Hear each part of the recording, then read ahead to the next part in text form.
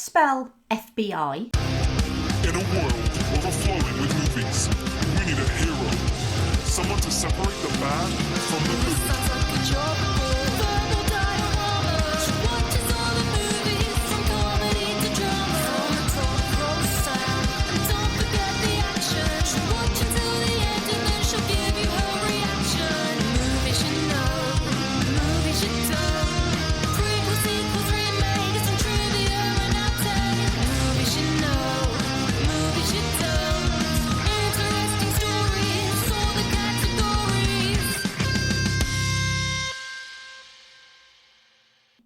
Hi everyone, I'm Em and welcome to Verbal Diorama episode 112, Toy Story 2. This is the podcast that's all about the history and legacy of movies you know and movies you don't.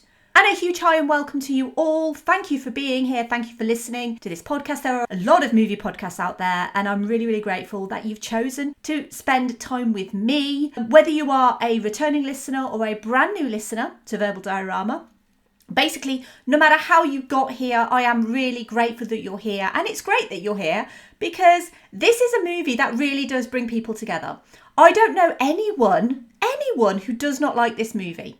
So I feel like this is kind of the perfect opportunity if you are a brand new listener to this podcast to start with this movie because this is a crowd pleaser. And part of the reason that I'm doing this movie is because of something that I've dubbed Sequel Tember. So the first episode of Sequel Tember was on X-Men 2, and a huge thank you to everyone who listened and commented on that episode. Sequel Tember is basically all about sequels to some of the most popular movies that I've already covered. So obviously I've covered X-Men, the movie from 2000. So I did X-Men 2. And I covered Toy Story way back for episode 50 of this podcast. And I always said that I would come back for the sequel, and here I am. Jess is here with me as well. She's being incredibly good. She's not really making much of a sound. She's with me because there is a character in this movie called Jessie. And obviously this movie came out in 1999. Jess, the cat, was born in 2004. She is not named after this character. I will be completely honest. Jess was just a cat name that I particularly liked, but she's with me, I don't know how long for, but she's with me because the Sarah McLachlan song that plays always reminds me of her, and it's probably one of the reasons why I get incredibly emotional when that song comes on. But before we jump into Toy Story 2, I just wanted to say a huge thank you to everyone who listened and got involved and was just really supportive on previous episodes that I've done. I recently dropped episodes on Pan's Labyrinth, which is obviously Guillermo del Toro's magnum opus, and also Labyrinth as well.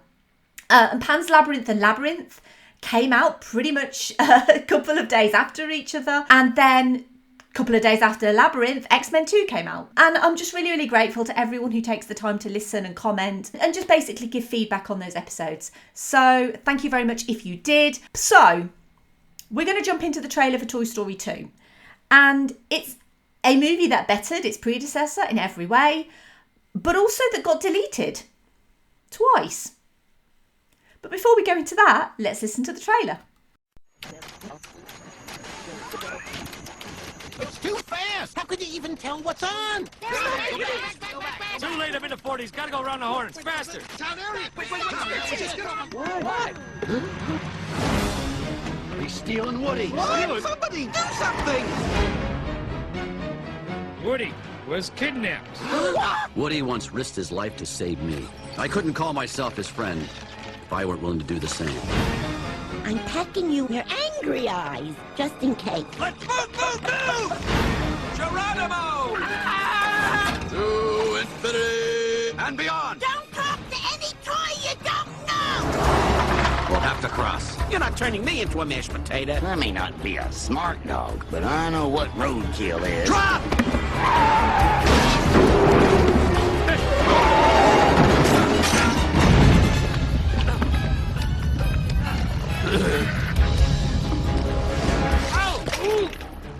All right, nobody look till I get my cork back in.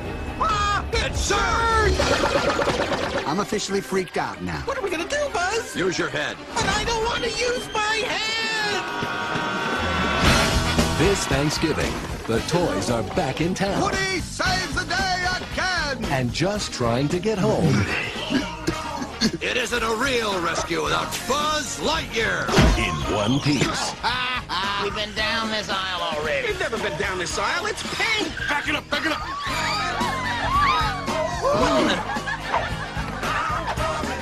I'm tour guide Barbie. I'm a married spud. I'm going to let go of the wall. What? He would. One. He would. Two. Guys! Three. Tom Hanks, Tim Allen, Toy Story 2. Ride like the wind, Bullseye!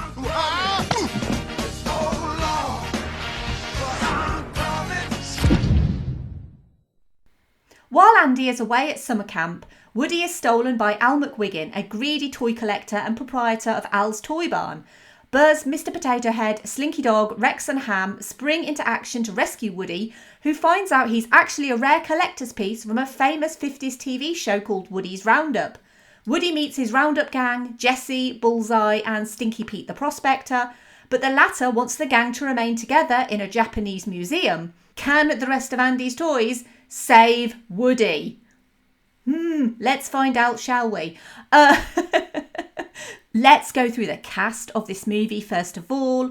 We have obviously Tom Hanks as Woody, Tim Allen as Buzz Lightyear, Joan Cusack as Jessie, Kelsey Grammer as Stinky Pete the Prospector, Don Rickles as Mr. Potato Head, Jim Varney as Slinky Dog, Wallace Shawn as Rex, John Ratzenberger as Ham, Annie Potts as Bo Peep, Estelle Harris as Mrs. Potato Head, Wayne Knight as Al McWiggin, John Morris as Andy Davis, Laurie Metcalf as Andy's mum, R. Lee Ernie as Sarge, Jodie Benson as tour guide Barbie, Jonathan Harris as the cleaner, Joe Ranft as Wheezy, Jeff Pigeon as the aliens, and Andrew Stanton as evil Emperor Zurg.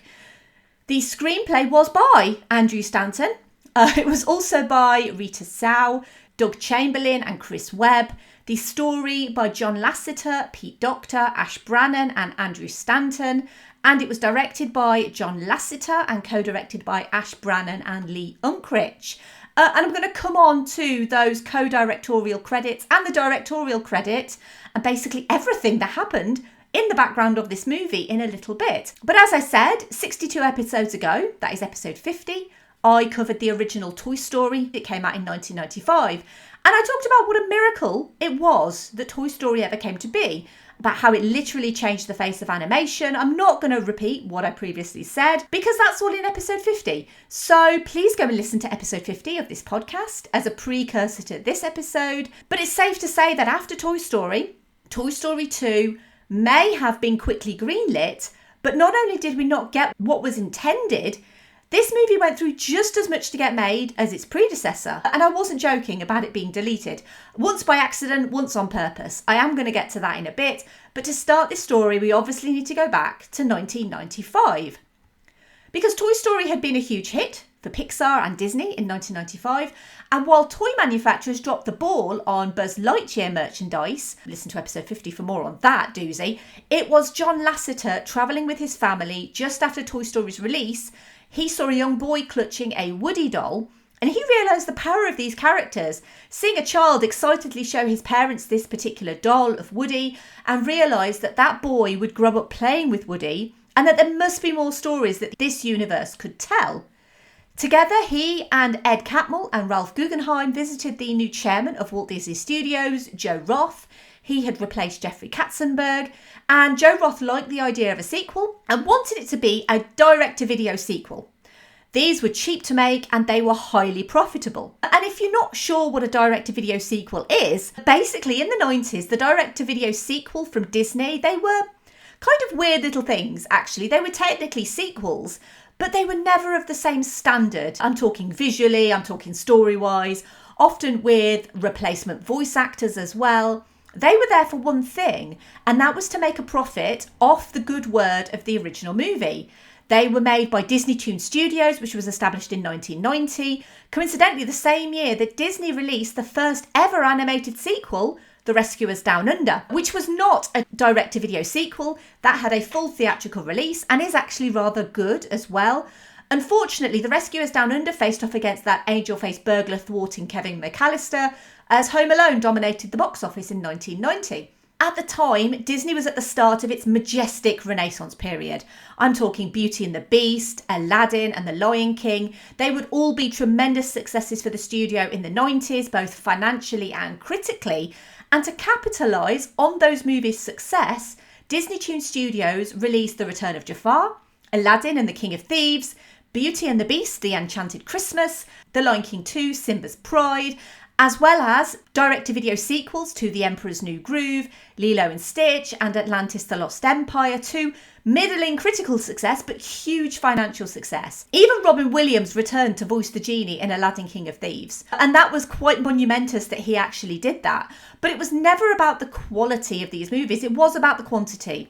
They were cheaper to make, they often reflected that in the animation style, but just to coin a phrase from this movie, they did make huge bucks.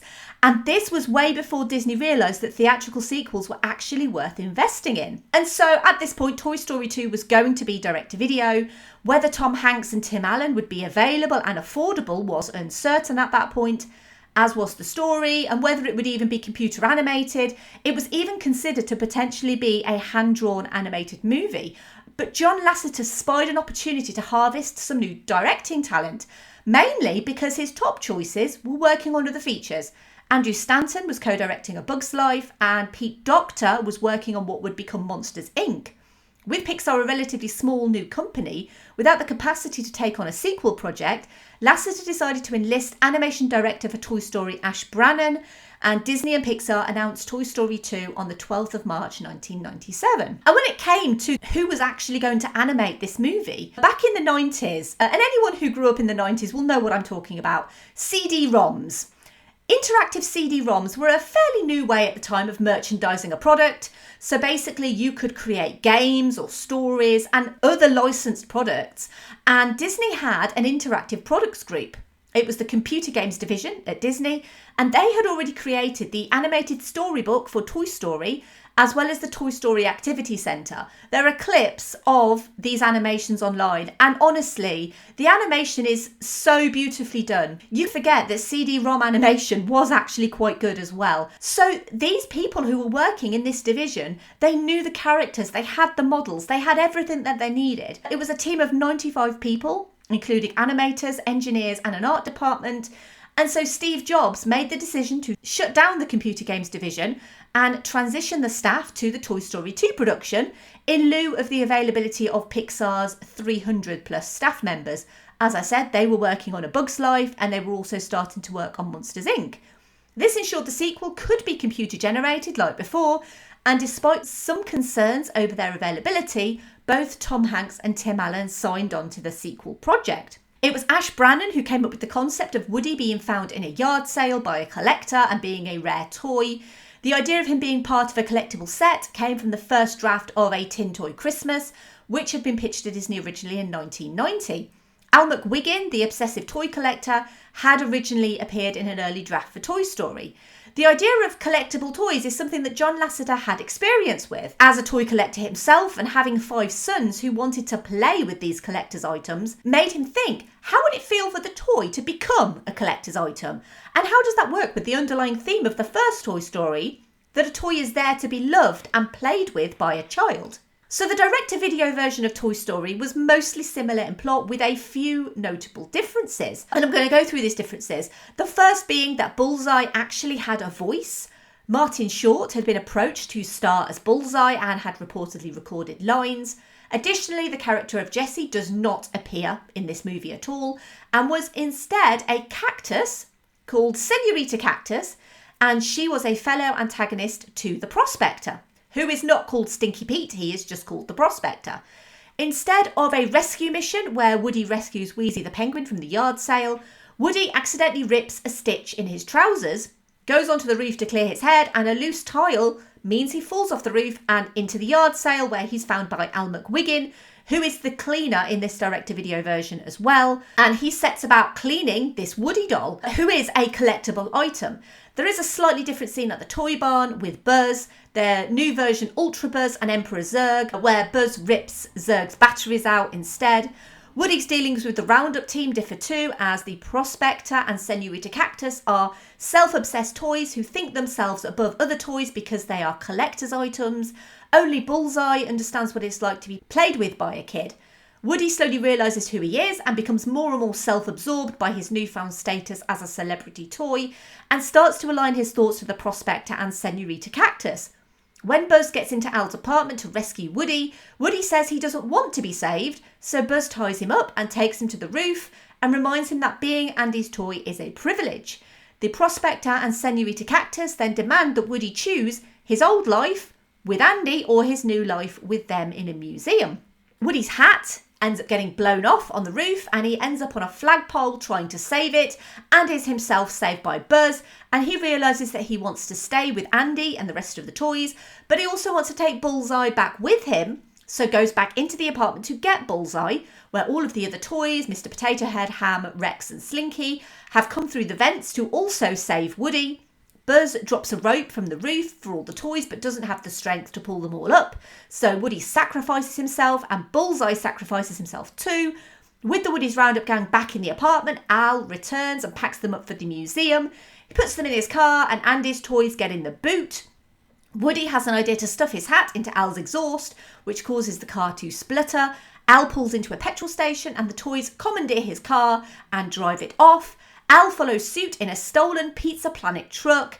They throw Woody's Roundup merchandise at him until the truck slows its pursuit, and the Prospector and Senorita Cactus attack Woody on the roof of the car. Bullseye kicks them off, and they drive the car to Andy's house just in time for his return from cowboy camp. The end. That is the plot for the direct-to-video version of Toy Story. And I'm pretty certain that you will all think that, firstly, my description is probably not brilliant, but it's not as good, is it? But it is very similar in plot. There are some scenes that are almost identical. A lot of the scenes are either still used in the theatrical version or retooled for the theatrical version. But really, the question is, how did we get from direct-to-video to a theatrical release? Well, simply put, Toy Story 2 was too good for direct-to-video. The new animation crew had a new facility. They reused some elements from Toy Story, but otherwise, technological advances and a crew of perfectionists who wanted to create the best possible product meant that character models were upgraded, shaders were subtly improved, and Pixar and Disney realised they had a problem in the best possible sense, that a cheap direct-to-video sequel just simply wasn't good enough for this material. And so, after Disney executives viewed the complete reels in November 1997, impressed with the quality of work and also due to the higher crew salaries, the financials of releasing direct-to-video may not have been as lucrative as they'd hoped. After negotiations between Steve Jobs and Joe Roth, Toy Story 2 would follow the model of a newly created 5-film deal between Disney and Pixar, but Toy Story 2 wouldn't count as one of those 5 films. On February the 5th, 1998, Steve Jobs announced that Toy Story 2 would be a theatrical release. This also freed up money to attract and keep animators who were tempted to leave for Jeffrey Katzenberg's newly created DreamWorks Animation. The theatrical release date for Toy Story 2 was set to the 24th November 1999. And keep that date in mind because that's going to be really important later on.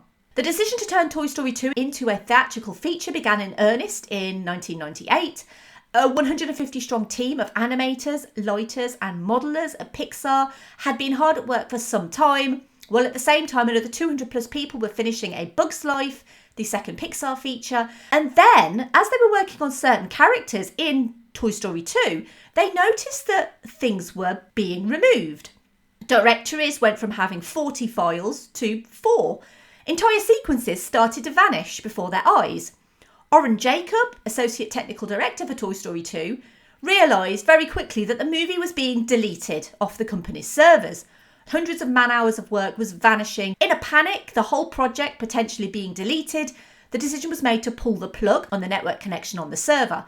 When the machine was brought back up, it was estimated that 90% of the movie had been deleted. Most likely by an erroneous command and not done deliberately. Rather than ask how, a decision was made to restore the data and then investigate later. Mistakes can happen. This is why all companies have backups. In this situation, Pixar had backup tapes. The problem with backup tapes was, well, they were tapes for a start, never the most reliable, but also they weren't tested. You should always test your backups, by the way. And at the time, Pixar didn't test their backups. Tape drives only stored a maximum of 4 gigs worth of data, and when that file size was met, older files were pushed off to make way for the newer backups.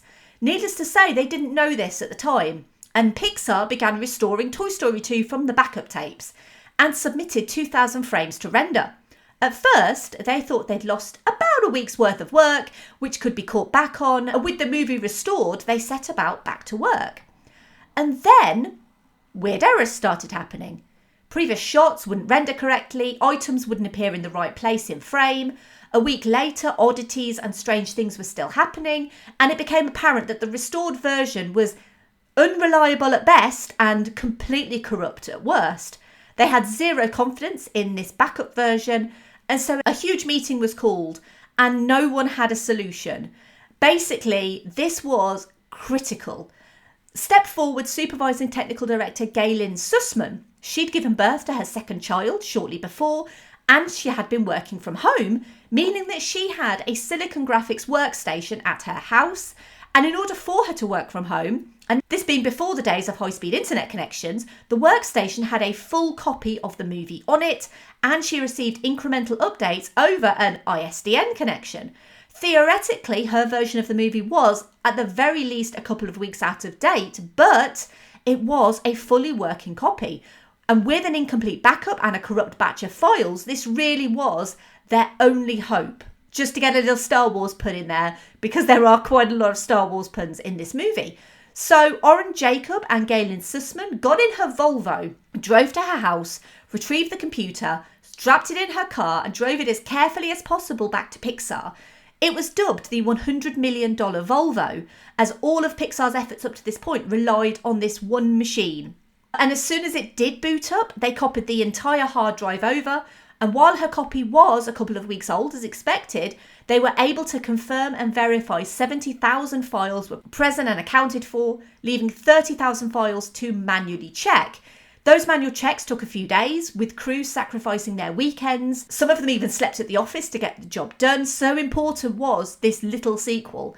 Once checked, they rebuilt and tested the project, and it worked despite some files still being missing. Toy Story 2 was alive. But it didn't stay alive for very long, because despite all this hard work to save the project, John Lasseter, Andrew Stanton, Pete Docter and Joe Ranft had returned from the European promotional tour of Europe for A Bug's Life to see where Toy Story 2 was and to view the production reels. And they didn't like what they saw. This was just before Christmas 1998, 11 months till the release date, and they met with Disney to discuss the state of the movie and suggested it should be scrapped and that they should start again. Disney disagreed. They refused to move the planned release date. Pixar's team felt the story was dull and predictable. It didn't feel like a great sequel should feel. Production shut down on the 15th of December 1998, and crisis talks were had at Pixar. Scenes were scrapped, characters removed, characters added. An additional 12 to 15 minutes of new footage would be needed. At a story summit held at John Lasseter's house, the extra story material was created by a committee of him, Andrew Stanton, Joe Ranft and Pete Docter. Together they reworked the story in just 2 days, ready to be animated. The story was reworked to remove Senorita Cactus. John Lasseter stepped up to be the new director, with Ash Brannon and Lee Unkrich as co-directors. Brannon focused on development, story and animation, Lasseter on art, modelling and lighting, and Unkrich on editorial and layout. It was John Lasseter's wife Nancy who suggested a new female protagonist, a cowgirl, and most importantly, a non-romantic lead, which would eventually become Jessie. Additionally, Buster the dog, he is also brand new for this particular phase of Toy Story 2. And obviously, he is the first dog that Pixar had animated. Other Pixar models were borrowed, such as Jerry from Jerry's Game as the cleaner. Toy Story 2 would not only include more characters, including a variety of humans of all shapes and sizes. Toy Story famously reused their human characters, but also included more locations and more complicated camera shots. Pixar has always innovated And Toy Story 2's main innovation was dust. For the shot on the dusty shelf, 2 million dust particles were created. A brand new opening scene of Rex playing the Buzz Lightyear video game was added. They effectively tossed one movie out of the window and created a brand new one with new characters, new scenes from scratch, and they had 9 months to do it in. So the team worked almost continually from January to September 1999. They got RSI, they got carpal tunnel, all sorts of ailments from the Herculean effort to get Toy Story 2 reworked and reanimated. The team often worked 100-hour weeks every week for 9 months to meet the release deadline because it costs a hell of a lot of money to change a release date. Toy Story 2 had marketing tie-ins and promotions, and while a few big movies have been delayed a few times, especially now during coronavirus, it's never done without incredible cost to the studio. So we should all remember that the next time No Time to Die or Top Gun Maverick gets delayed, which as I'm recording this, Top Gun Maverick has just been delayed again. No Time to Die is standing firm at the end of this month, September 2021, but just know that they don't take decisions to move release dates lightly. Disney refused to do it for Toy Story 2, but Pixar stepped up, and not only did we get Toy Story 2, we got a Toy Story 2 that was better than the original in every way, which is remarkable really when you know what Pixar went through to get there. Toy Story 2, had it not been released on time, would have seriously affected Pixar's credibility and affected their relationship with Disney. Honestly, to me, this synonymizes the start of Pixar. A scrappy little company that has excellence, innovation and perfectionism at the root of what they do. And to be honest, for me, this is what they've lost in recent years, because you can see the blood, sweat and tears in Toy Story 2. I just don't see that in Toy Story 4, regardless of Duke Kaboom. Duke Kaboom is perfect in that movie. The last episode on Toy Story, I mentioned Toy Story 4 as well. It's not that I don't like that movie. I think it's fine. It's just not a Toy Story movie to me. To me, Toy Story is a trilogy, and it always will be. It's a trilogy with a Duke Kaboom short. That's what it is. The other thing that Pixar lost after its initial first few movies, barring Toy Story, was the blooper reel. It was first found on A Bug's Life, and then on Toy Story 2. The blooper reel was a sweet little addition if you stayed through the credits. The Toy Story 2 reel actually got added on December 25th, 1999, which was a month after its release. It also featured a cameo from Flick and Heimlich from A Bug's Life, as well as Disney Plus removing a casting couch gag from that version after the Me Too movement. The story of what happened to blooper reels was actually covered in an article on Film Stories, so I'll link to that in the show notes. Obviously, we'll never truly know what happened to them, but they were pretty wonderful while they lasted. Okay, so I've already mentioned Duke Kaboom a couple of times, so I feel like I have to move on to the obligatory Keanu reference now, which is a part of the podcast where I try to link the movie that I'm featuring with Keanu Reeves. And in the episode on Toy Story, I mentioned that Keanu's character Duke Kaboom is canon in the Toy Story universe. However, I tried to make each obligatory Keanu reference unique. And so Keanu Reeves has been in another movie about toys, sort of. Yeah, go with me here. Babes in Toyland, which was a made-for-TV Christmas movie, which also starred Drew Barrymore, another favourite of this podcast, which I'll always remember, and this is the weirdest thing to remember it for. It's the movie with the song that helps me spell Cincinnati. Not that I've ever routinely had to spell Cincinnati, but that movie has a song where they spell Cincinnati. So there you go. That is the obligatory Keanu reference. It's pretty bad, but I'm going to run out eventually, guys, and I'm sorry, but I might just have to start reusing them soon. Let's move on to the music. So Randy Newman obviously returned for this movie and did the score. He wrote 2 new songs, When She Loved Me, performed by Sarah McLachlan, and Woody's Roundup, performed by Riders in the Sky. When She Loved Me was nominated for a Best Original Song Academy Award, but lost to You'll Be in My Heart by Phil Collins from the movie Tarzan. Yep, we forget that Toy Story 2 and Tarzan came out in the same year. And is there anyone out there who doesn't tear up at the Jessie Emily scene set to When She Loved Me? Because that scene gets me every single time. And it is mainly because it reminds me of my cat, which I know sounds really weird. But Jess has always been in the periphery of my life. Jess is 17 years old, and that's quite a good age for a cat. So although I got Jess several years after this movie. This movie always reminds me of Jess. She is gone, by the way. She left a while ago, but she was here at the start of this episode. And yeah, this movie always reminds me of her, which is probably another reason why I love it so much. It's just a really, really beautiful song, and it always makes me cry. And it famously made Tom Hanks and Tim Allen cry when they saw it. Let's talk about the movie's release. So the completed film was screened at CalArts on the 12th of November 1999 to celebrate the 40 plus CalArts alumni who worked on the movie. Its official premiere was on the 13th of November 1999 at the El Capitan Theatre in Los Angeles, the same place that Toy Story had premiered. It was released fully in the US on the 24th of November 1999 and included the Pixar short Luxo Jr., which had been originally released in 1986. Toy Story 2 was made for $90 million. That includes all of the work that was redone. Toy Story 2 would end up grossing $487 million worldwide. I think it's safe to say that a direct-to-video release would not have made that much money. It would release at the end of that chartable week and technically would open at number 3 in that first week against The World Is Not Enough and Sleepy Hollow. But given that it only had one day's worth of release to hit number 3 in the box office, it's not bad going. That following week, it shot to number 1, where it stayed for 2 weeks until it was dethroned by The Green Mile.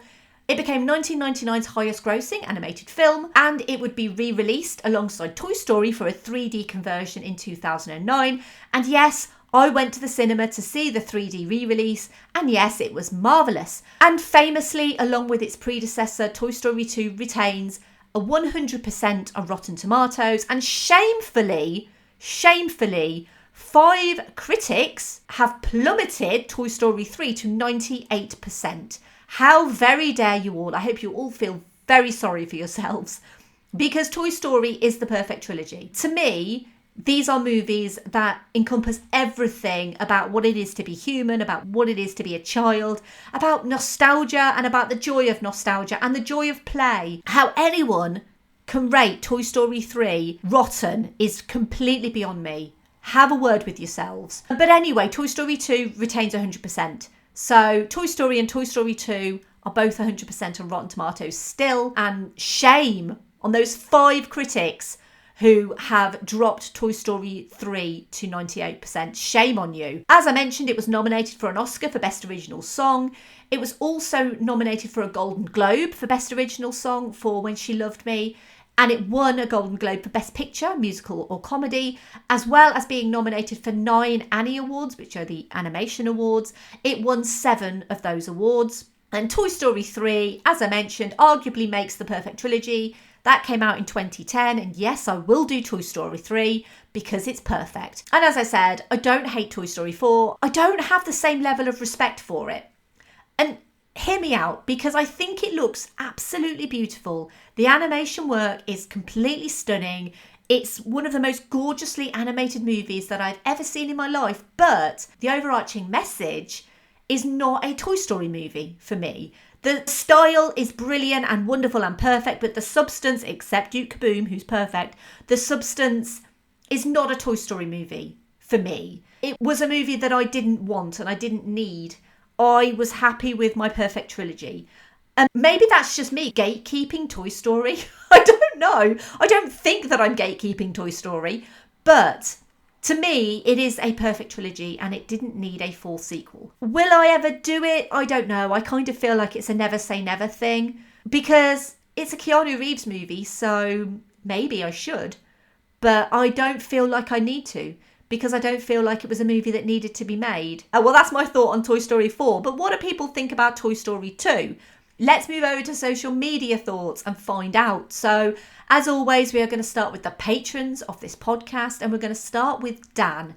And Dan says, I think a recent guest on Binge Movies said it was their least favourite of the Toy Story franchise. Well, I have to respectfully disagree. It's actually my favourite because it continues the evolving friendship between Buzz and Woody, inverting the plot where now Buzz must rescue Woody and remind him that toys are meant to be played with. It also introduces Jessie, who's a breath of enthusiastic fresh air, and is the final Toy Story film for Jim Varney, who was, according to said Binge Movies guest, famously murdered by the Walt Disney Corporation before he could expose that they had stolen music from Ernest Goes to Camp. We also have a comment from perennial commenter Andy, and he says, Can you imagine living in a reality where Toy Story 2 was a direct-to-video release as originally planned. I shudder to think of that, as Toy Story 2 is my personal favourite of the Toy Story saga. Having put the rivalry of Buzz and Woody behind, it becomes more of a film about maintaining family, with Buzz, Rex, Ham, Potato and Slink stopping at nothing to save their friend. The addition of Jessie adds a welcome and at times heartbreaking story to Andy's toys. I absolutely love this one. And as always, Andy is one of the hosts of the incredible podcast, which is called Geek Salad. They basically cover everything to do with geek, including nostalgia, but mainly movies, music, video games, toys, snacks, comic books, literally anything and everything that you could call geek is going to be featured on Geek Salad. I've been on their podcast several times and I always love spending time with them. They are a brilliant bunch of people. So I will put some information in the show notes. Please have a listen to Geek Salad. Final patron comment is from Brendan and he says, if Toy Story was the film that made everyone sit up and take notice of CGI animation and Pixar was a filmmaking studio, Toy Story 2 was the film during which Pixar as we know it became fully formed before our eyes. Toy Story 2 explores the emotional cost of losing loved ones while also acknowledging that loss as an inevitable and fair price of loving in the first place, and is also a rip-roaring comedy adventure with unforgettable characters. It waltzes into the pantheon of great movie sequels, not just by having a dynamite standalone narrative, but by enriching some of the more bare corners of the world that the original didn't have time to more than glance at. Even after 2 additional sequels which are brilliant endings for Woody and Buzz and the gang in their own right, this stands as perhaps the studio's most perfectly calibrated outing. A Swiss watch of laughs, tears and giddy joy at the triumph of friends over familiar obstacles. I guess you could say that I love it to infinity and beyond. Moving over to Twitter, we're going to start with @PandaSean, who said, this was one of my most anticipated films as a child and it did not disappoint. One of the best sequels ever. @Next to the Aisle said, an amazing film. I saw it on a special day, passed my driving test, saw this and then met Jack Charlton in the evening. A great sequel. And @Kenzie Phoenix said, I am one of those people who prefers Toy Story 2 to 1 and 3. We exist. It really is the film that cements Pixar as a force in film animation, especially as a follow-up to the middling A Bug's Life, creating genuinely relatable struggles from experiences that humans could never have. Especially notable, I feel, is Jessie, obviously because of Pixar's first real tearjerker scene, but also because she's excellently realised throughout, a character with history and personality that shines the whole film. And no comments on Instagram or Facebook this time around, but as always, thank you so much to everyone who provided comments for Toy Story 2. Toy Story 2 has always been one of the most perfect sequels that's ever existed. It takes the characters and themes of the original and builds on both, while adding new environments and characters that feel like they've always been there. They'd go on to do more of this in Toy Story 3, as I said, perfect trilogy, I'm not going to bang on about that. But then you realise what this movie actually went through. And you think, the direct-to-video Toy Story 2 would have been legitimately awful. The original theatrical version would have been marginally better, and arguably would have looked great. But knowing now the plot of the movie, I feel like it wouldn't have been a satisfactory sequel. Without Jessie, the emotional core of the movie is removed. It just becomes yet another rescue mission. Jessie is the perfect juxtaposition to Woody. Woody's only ever known love, and in the same family for generations, and Jessie's only ever known that children grow up and abandon you. That this movie could not have had that hardly bears thinking about. Not to mention the stellar voice cast, all of the original returning cast members, plus Joan Cusack and Kelsey Grammer. They are both so perfectly cast. Wheezy, obviously another new character, shows Woody what happens when a toy gets broken, that you can easily get lost or forgotten. Given the choice, would a toy prefer to be mint in box or prefer to be played with? And like last episode where I said X-Men rests on these stellar grounded performances of Patrick Stewart and Ian McKellen, here it's Tom Hanks and Tim Allen. Tom Hanks especially remains an utter delight as Woody, and the scene where Woody sees all the Roundup memorabilia was all ad-libbed by Hanks. The team showed him sketches of the fictional merchandise and his reactions were genuine. Woody's Roundup could easily have been a 50s TV show, sugar-coated chocolate cereal sponsorship and all. And we finally get Barbie in a Toy Story movie. Obviously, we would get more Barbie going forward, but who doesn't love Tour Guide Barbie? Not only did this movie almost break Pixar, it asks fundamental questions that we can all relate to.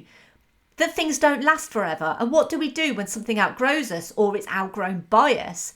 That sadness and grief and loss are inevitable, really, and will happen to us all. We can choose to close ourselves off, go to that metaphorical Japanese museum, or we can choose to experience life the best way we can. Producer Helen Plotkin summarises it wonderfully when she says it's a movie about it's better to have loved and lost than never to have loved at all. It's a cliche, but loss doesn't have to be dark and depressing. It can also be about coming into maturity and progressing through life however you choose to, but progressing is what you have to do. It's easy to dwell in the past, especially if you've been in a relationship that's failed, but you'll always have those fond memories. Toy Story 2 was Pixar's first sequel and arguably their best sequel. Toy Story 3 is technically a second sequel, and that's the best of those two. Despite the hell behind the scenes, what's in front of the camera is polished and well crafted. This would define Pixar going forward. It would solidify it as the animation studio to aim to be. And really, it's a shame that some of their future sequels just didn't live up to the promise of this one, because Toy Story 2 really is mint in box. Thank you for listening. As always, I would love to hear your thoughts on Toy Story 2. And if you did enjoy this episode, you can help Verbal Diorama grow and be noticed by others by telling your friends and family about this podcast. You could leave a rating or review, ideally 5 stars, on something like Apple Podcasts or Podchaser. I always post out on social media whenever I see a review, and I always like to say thanks to the people who post them because I'm really grateful. You can also retweet or like posts on social media as well. That always helps too. And if you did enjoy this episode specifically on Toy Story 2, you might also like one of the following episodes. I've made this very Pixar-centric because I've done lots of animation in the past on this podcast. I've done 2 animation seasons, both of which contain Pixar movies, and I feel like I could tell you so many wonderful animated movies. I try and limit episode recommendations to 3 or 4. So I'm going to start with episode 30, The Incredibles, because it's my favourite Pixar movie. And I feel like it's a little bit sacrilegious to say that The Incredibles is my favourite Pixar movie when I've just said that Toy Story 2 is literal perfection.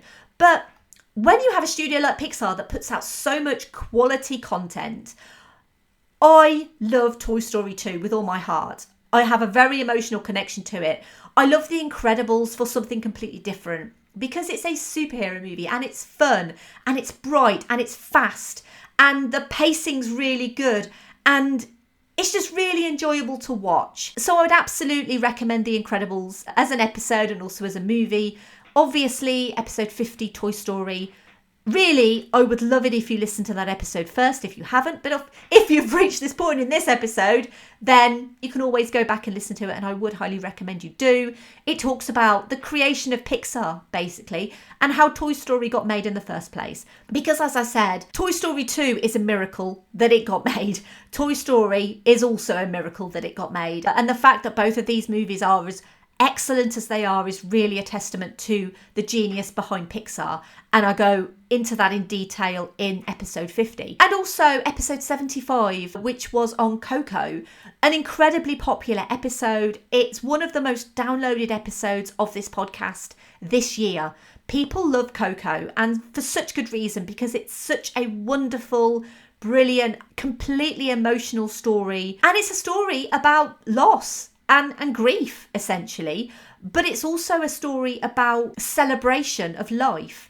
And I think that's really important when you talk about Coco. I think Coco is a wonderful movie to show a child who has experienced loss or who has a family member that might be really sick.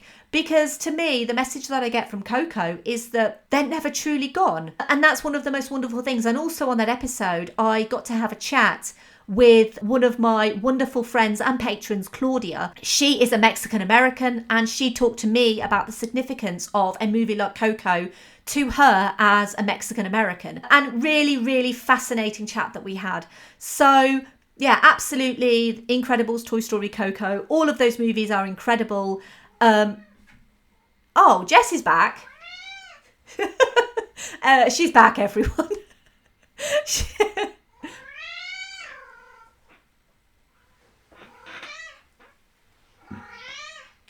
Come here and say hi then.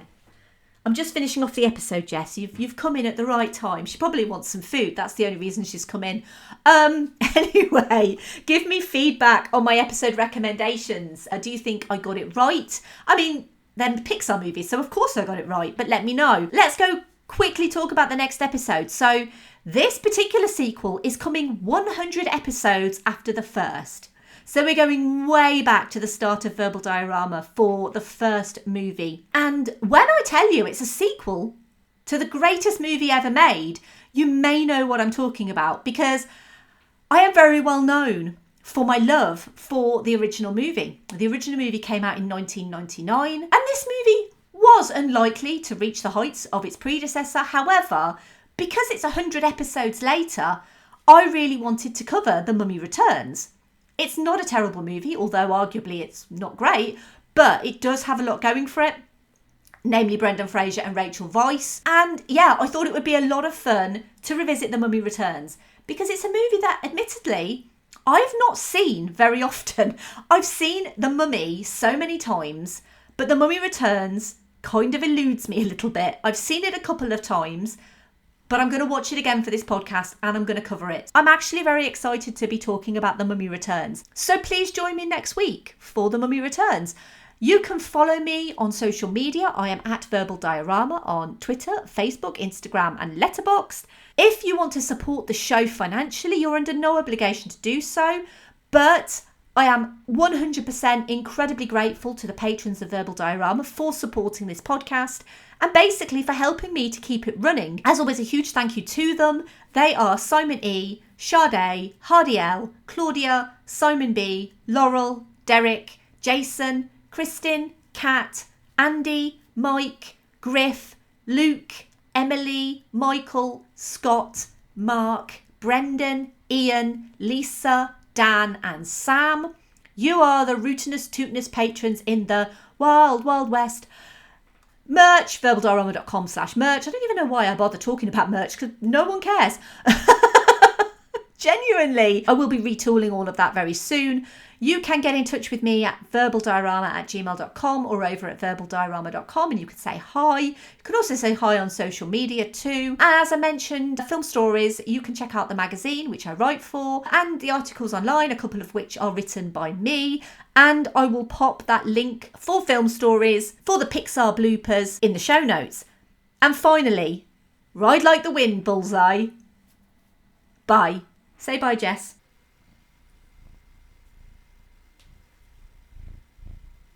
Hey, good girl. Movies you know, movies you